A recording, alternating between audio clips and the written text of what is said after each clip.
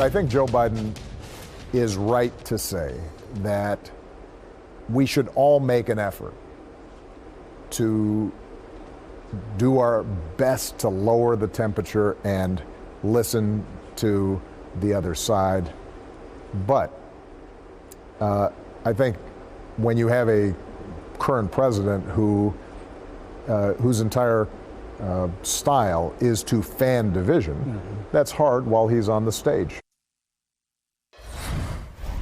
Still with us, Jonathan Capehart, David Plouffe, and Robert Gibbs. Gentlemen, welcome back. And Jonathan, I'm watching you watch him kind of in amazement, as all people always are when he speaks, that he can conjure the class to limit his comments about his successor, who did so much harm to this president, to his family, their security.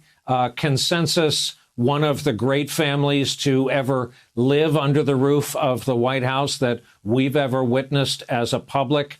I guess that goes back to your original point about his relentless, sunny optimism and his view that we will get through this without knocking down the entire house. And I think the other thing, Brian, that is about the president that makes him be this way, what you saw there was a man who is comfortable in his own skin. He knows who he is. He is comfortable with that. He knows his place in the world and his standing in the world. And when you are literally standing on top of the mountain, there's nothing anyone can do or say to you that will knock you off stride. What was interesting, Brian, about that answer, it was in response to something that I found revelatory in his book. He was writing about when he was riding in the Beast from the White House to the Capitol for his inauguration with President George W. Bush, and they rounded the turn, and he saw protesters holding signs, "Indict Bush" and "War Criminal."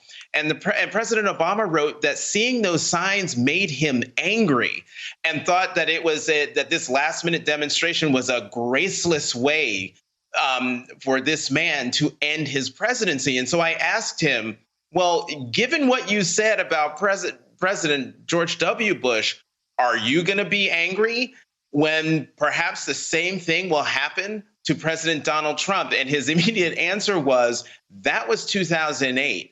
This is 2020. And what flowed was the answer that you showed.